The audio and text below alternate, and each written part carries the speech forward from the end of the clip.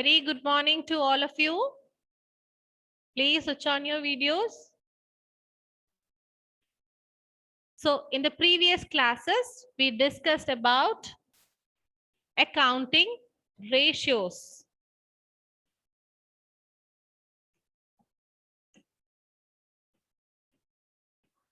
Okay, accounting ratios. In this chapter, we'll be learning most importantly 4 types of ratios. Okay, liquidity ratios, solvency ratios, activity ratios, and profitability ratios. So by now we have discussed liquidity ratio. So inside the liquidity ratio, we learned 2 types of ratio, current ratio and quick ratio. Okay, and we started with solvency ratio. Yes, solvency ratio. And what was solvency ratio?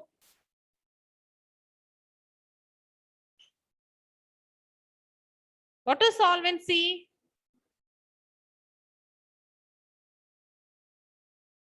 By finding out, by computing the solvency ratio, we understand whether the company is able to meet its long-term liabilities. Okay, long-term liabilities. And at the same time, the liquid ratio, the liquidity ratio, they tell us whether the firm is able to meet its short-term liabilities on time. Okay, and coming to the solvency ratios, in the previous class, we discussed about debt equity ratio. Yes, debt equity ratio, and also total assets to debt ratio. So is that clear to all now? Do you need more explanation?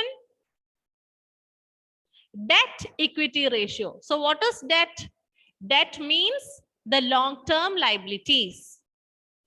Okay, debt means it is a long-term debt and it includes long-term liabilities and long-term provisions. I told you from where to get that in the balance sheet.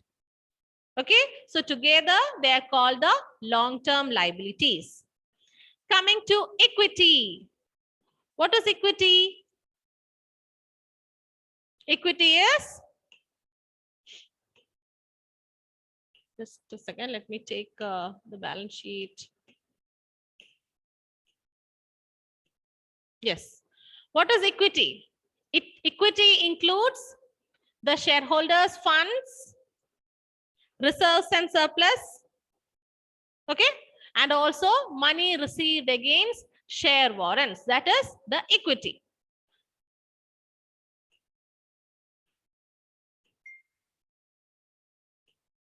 Now, here you have a problem. Let us try doing that problem. This is question number 7 in your textbook. Am I audible to all? I hope my voice is clear. Yes, ma'am. Okay, okay. Let us do this problem. Question number 7 in your textbook. Calculate debt equity ratio from the following information.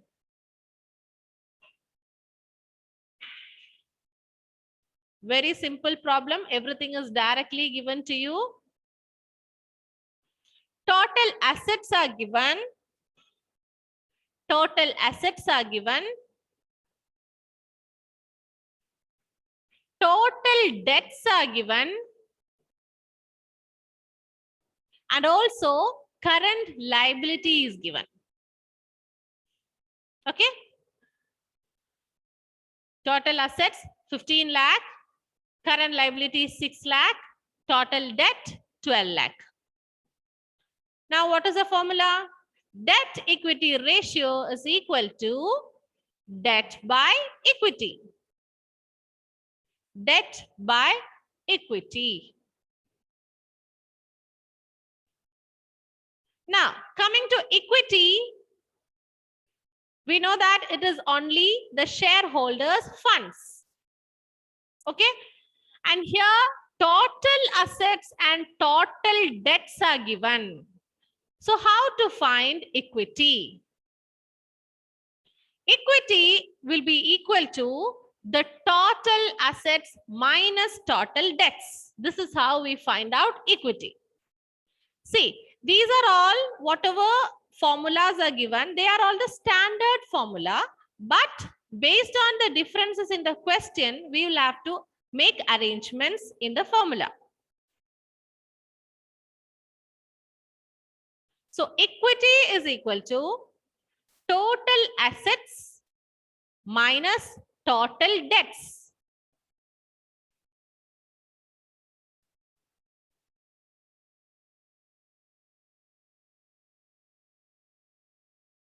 Total debts includes both long-term and short-term liabilities. That is, non-current liabilities as well as the current liabilities are included in total debts.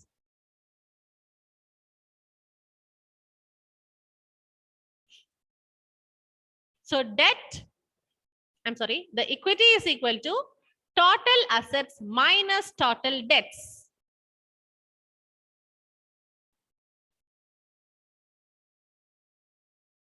I'll explain by bringing it to the balance sheet.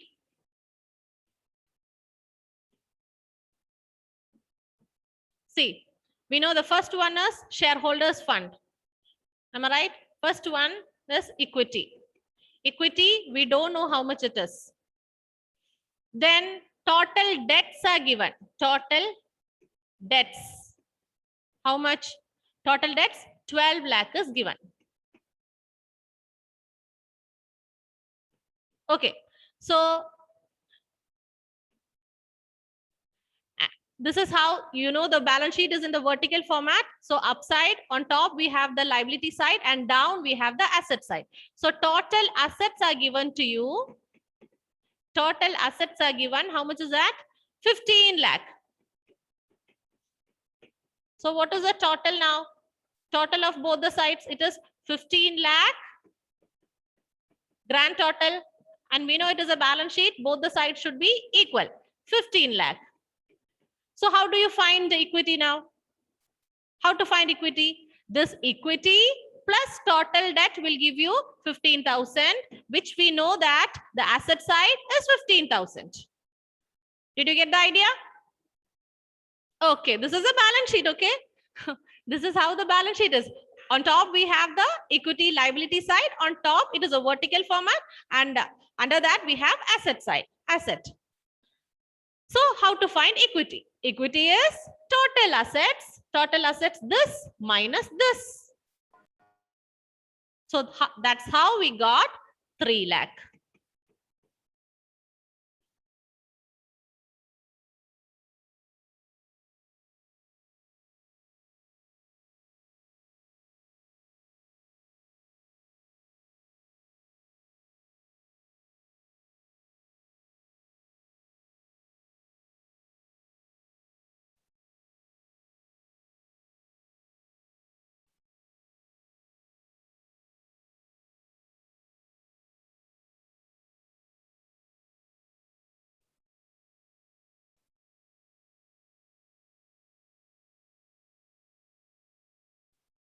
Now, talking about debt again.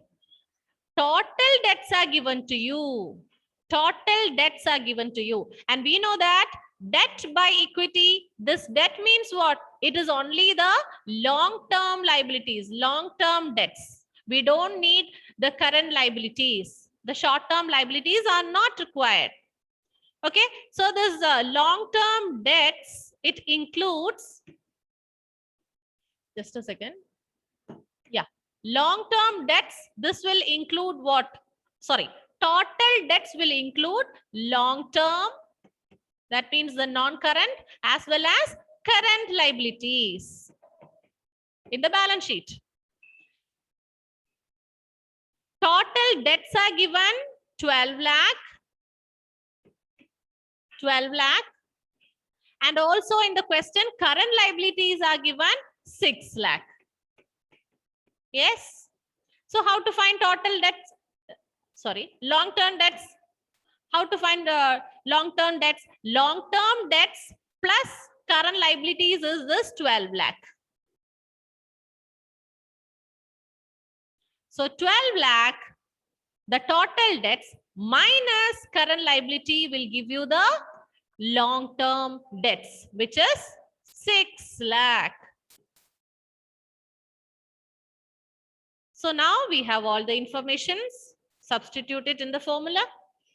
Debt by equity.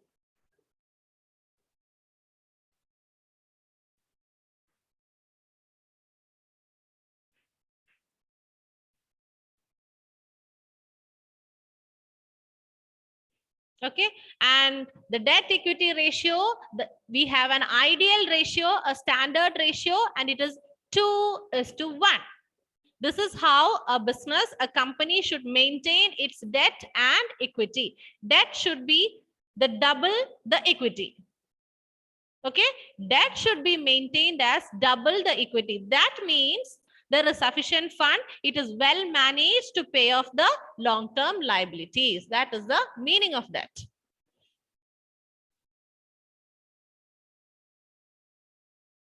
See, you might be thinking 2:1. Debt is 2. Debt is double. And equity is 1. What is debt? Debt is the outside liability. Outside liability. Usually students get a doubt over here. This is outside liability. And what is equity?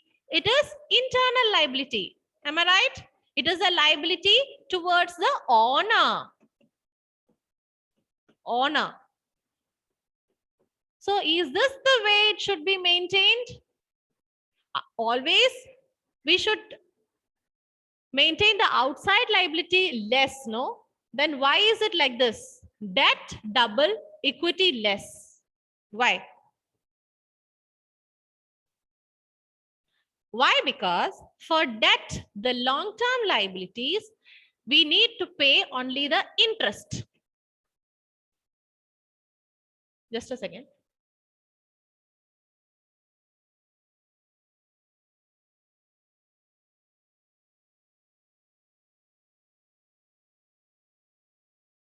Okay, so for the long-term debts, it is required to pay interest. Am I right? Long-term debts means what? It is the loans taken from outside. For the loans, for the long-term liabilities taken, definitely the company, the business will have to pay interest towards it. So this is the only factor here. But coming to owners, for owners, whatever profits they are getting, they will have to pay share of profits to them. So interest is fixed for the company. That particular interest is always fixed. So only that has to be paid off. At the same time, for the owner, it is not like that. The share of profit varies according to the profits.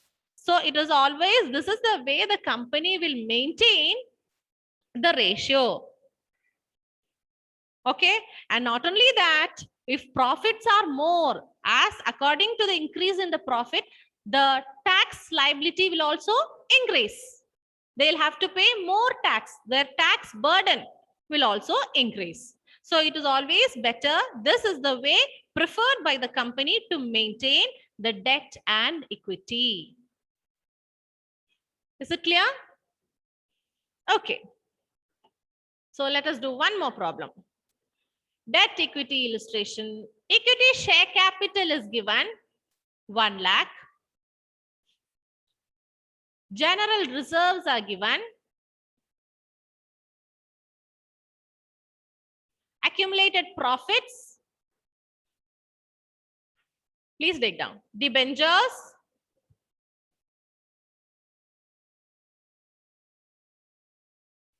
And also outstanding expenses. So here we have to find out debt. What is debt? How much is the debt? That means the long-term liability. How much is the equity? So what is the long-term liability you find here? It is only the debentures. We have a full chapter about debentures. We'll be learning it soon. So debentures is the long-term liability here. So debt here we have to include only debentures, which is 75,000. Coming to equity, what do you find in the equity? Equity includes equity share capital plus general reserve plus accumulated profits. Accumulated profits. So how much is that? 75,000 divided by 1 lakh plus 45,000 plus 30,000. It is 1,75,000.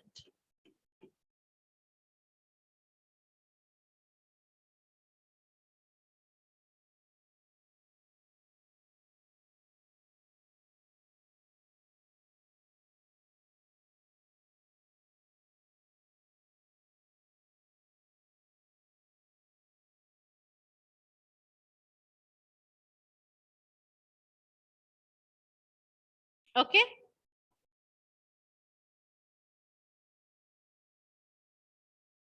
Then we discussed about the total assets to debt ratio. I hope you remember. Total assets to debt ratio. Here, total assets includes both the fixed asset, that is long-term assets, as well as short-term assets, and the long-term debts. So by now you are clear about what is long-term debts. Okay, so that is the formula for total assets to debt ratio. From the name itself, you know what is the ratio, how to calculate the ratio. Total assets to debt. Total assets divided by debt. Okay, and let me discuss this ratio. From this question, you understand the ratio is 3:7. So how do you analyze this ratio? How do you feel about this ratio? Like, what is the interpretation you can give?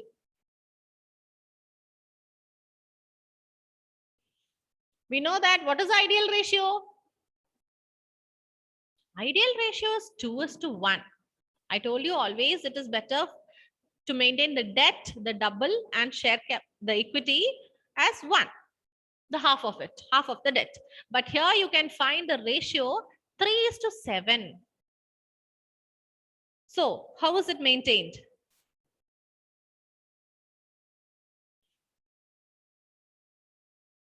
Actually, here you can see that from the point of view of the creditors, those who have given the loan to the business, for them, they find it good. Why? Because they have sufficient equity with them. They will be definitely getting the payments back. So it is safe for the creditors. But for the company, it is not good. They are having too much investment in equity. Okay? For the creditors, it is good because they're happy seeing this. Okay, even though they have the long-term debts only 3 and it is 7, they are maintaining good share capital. They have good capital with them. They have sufficient fund with them. That is what they think. But for the company, it is not good. Okay, so always it is better to maintain for the company, for the benefit of the company, it is always better to maintain a lower ratio. Lower ratio, please write the significance. Lower the ratio, it is good for the company. Lower the ratio, it is better for the firm, better for the company. Higher the ratio, it is highly risky for the firm. Okay, it is highly risky for the firm.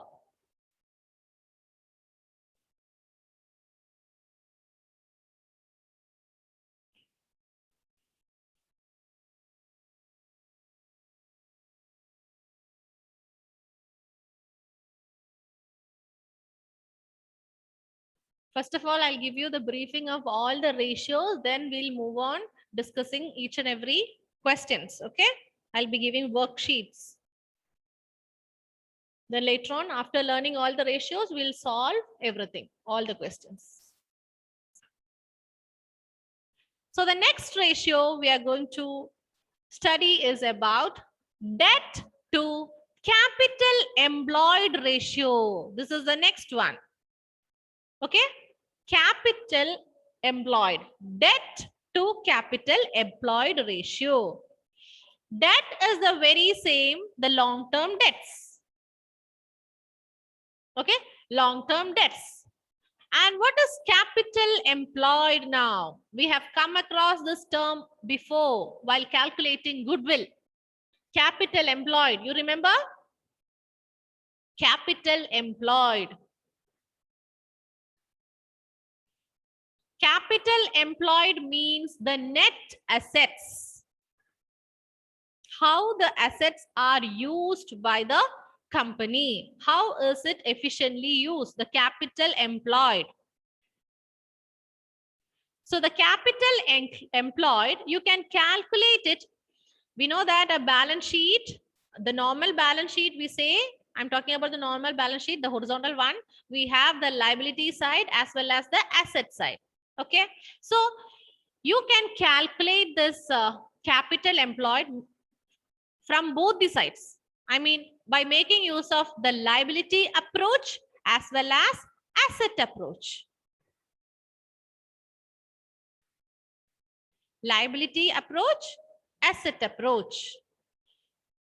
Okay. By making use of liability approach, this is the formula to calculate capital employed.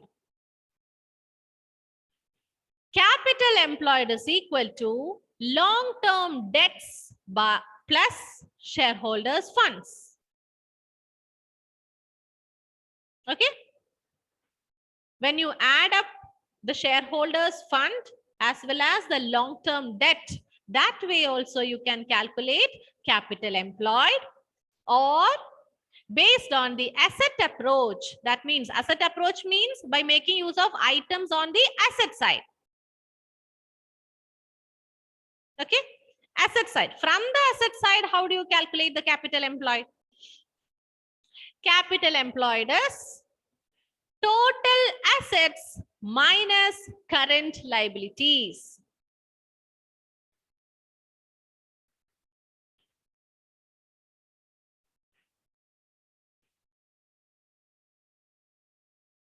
Total assets minus current liabilities. You know what is total assets? It is the total of all the assets, the book values in the balance sheet, and current liabilities, the ones which has to be paid off within 1 year period of time. That is within that particular accounting period.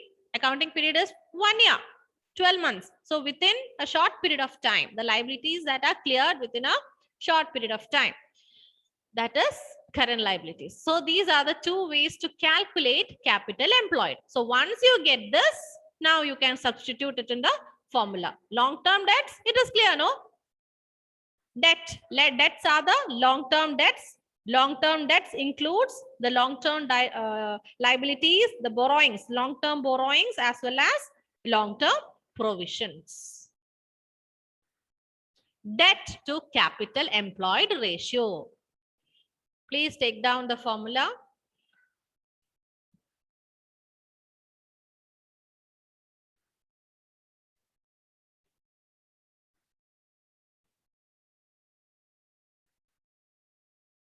Okay.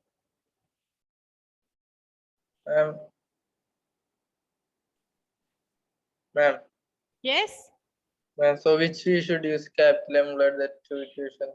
Okay, I'll tell you.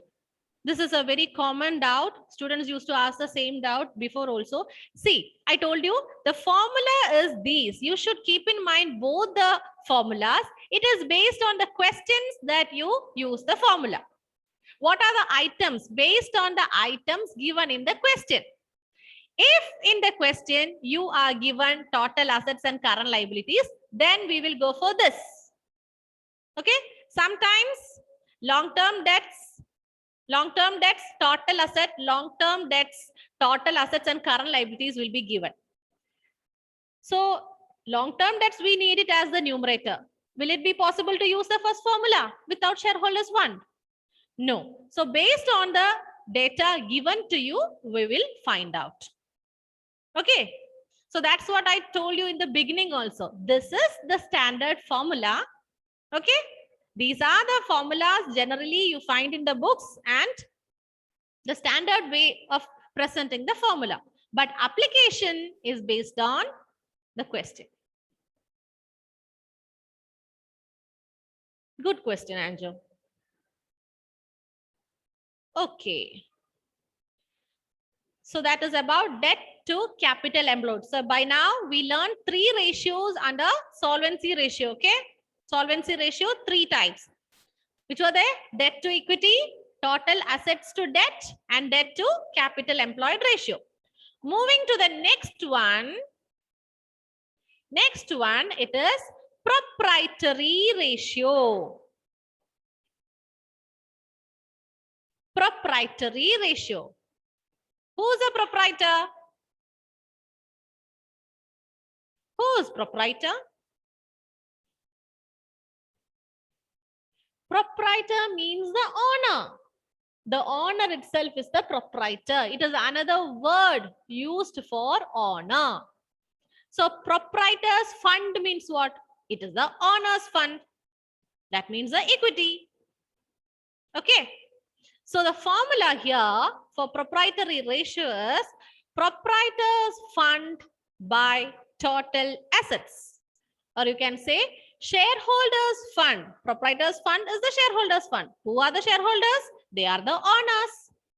Shareholders are the owners. Okay. So this ratio, finding out this ratio, it is going to give us an idea. It establishes a relationship between the shareholders fund and total assets. So by finding out, by computing this ratio, it implies whether the firm is having sufficient funds with them, whether they have the sufficient resources with them to pay off its long-term dues as well as the interest amounts.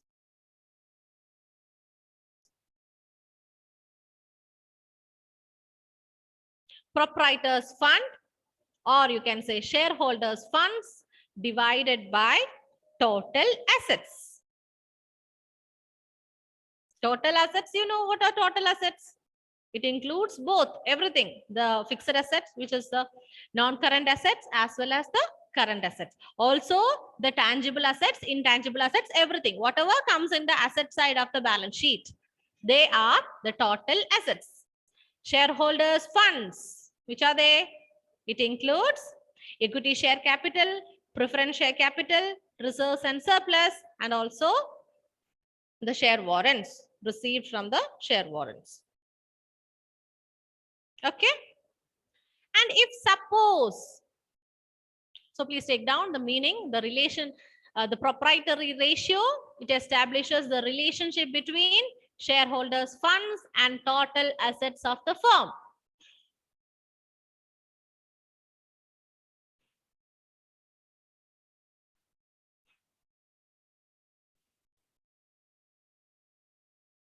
So what does it tell us? It tells us about the general financial position of the firm.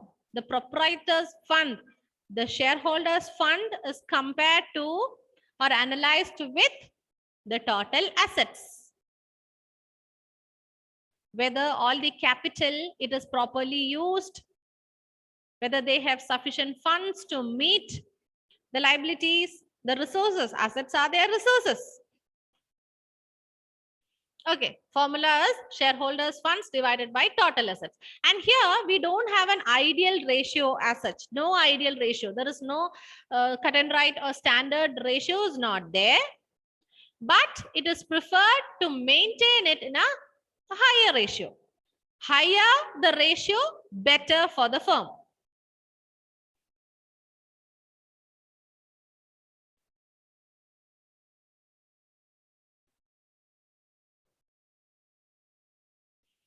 And suppose, see, shareholders funds, we know it is equity share capital, preference share capital, and reserves and surplus, all that. That first 3 category in the shareholders fund. It is like that. But if suppose in the question you find accumulated losses if losses are also given. Okay, accumulated losses means you can find the word accumulated losses or profit and loss, debit balance, discount on issue of shares. You remember discount on issue of shares? The shares can be issued by the company either at par, premium, and discount. Discount means lesser than the face value. If the face value is 10 rupees, the shares are issued for 8 rupees. Okay, and we know that it is not normally not given to the public. It is when they issue the sweat equity. Sweat equity means the shares are issued to the members, the board of directors, members of the company itself. Okay, for some of their contributions, for very good contributions made by the directors to the company, which is beneficial for the company. Okay, so discount on issue of shares, or if there is any loss on sale of fixed asset. You sold a fixed asset, but it is loss incurred. Sale is made for a value less than the price of the asset. So there is a chance for loss on sale of fixed asset. I repeat, accumulated losses. Okay, accumulated losses. Sometimes accumulated loss, the word as such it is given, or you will find profit and loss, debit balance, preliminary expenses,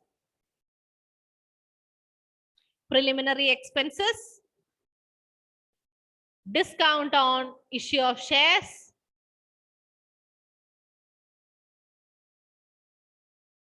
okay, or loss on sale of fixed asset. If you find these terms in the question, we have to deduct, reduce it from shareholders fund. Okay, shareholders fund. Why? Again, why do we reduce all these from the shareholders funds?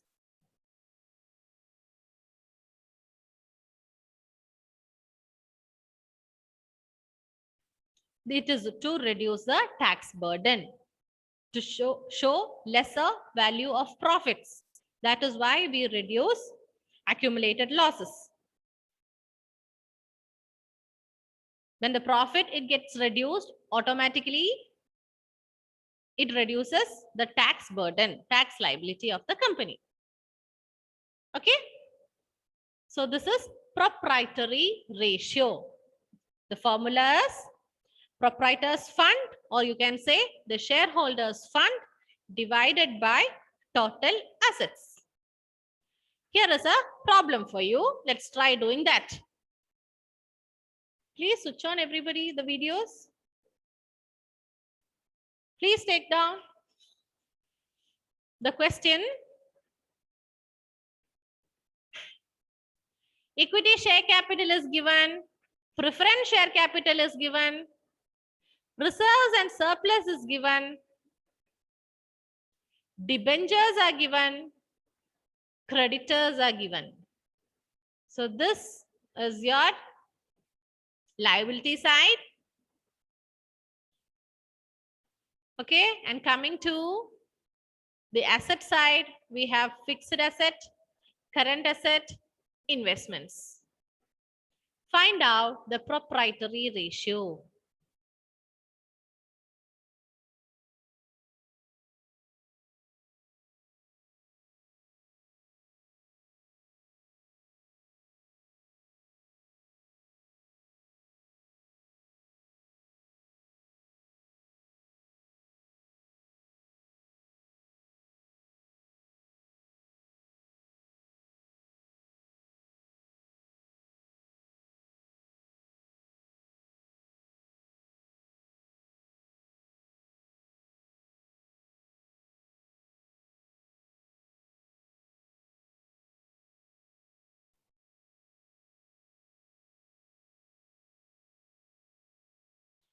Okay, took down the question.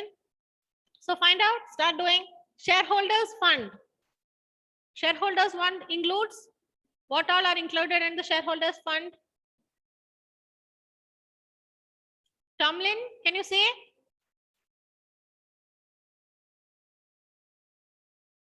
Tomlin, are you there?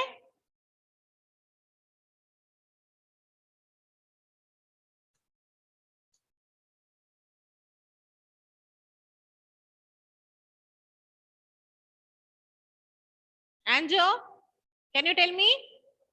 Shareholders fund. Ma'am, Tomlin, you're there. Okay. Okay, please.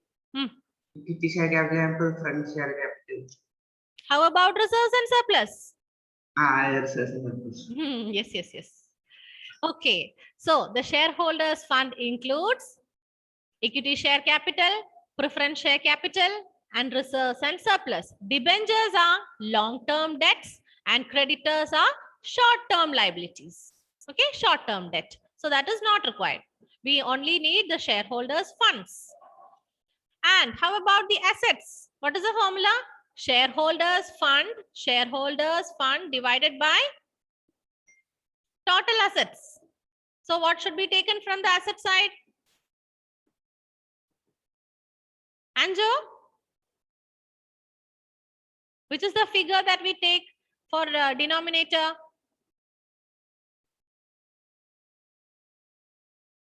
Total. Total, very good. 2,50,000.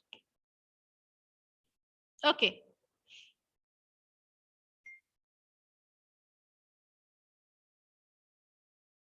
Did you get the answer?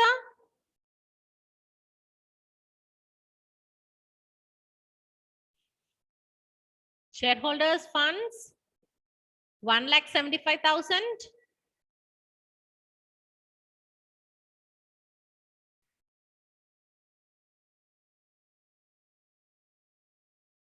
Divided by 2,50,000.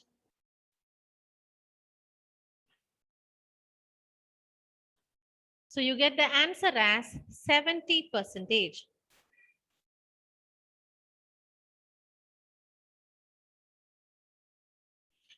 Even though we don't have a ideal ratio, I told you there is no standard ratio, but still we consider 50% as a good one, a better one, better ratio. So here you can find the ratio is 70%, which is greater than 50%. So this means that it is good for the firm. The firm is having sufficient funds to manage their debts and interest payable. Okay, they have sufficient resources. They have employed it very well. Efficient utilization of the resources. Okay. I stop with this.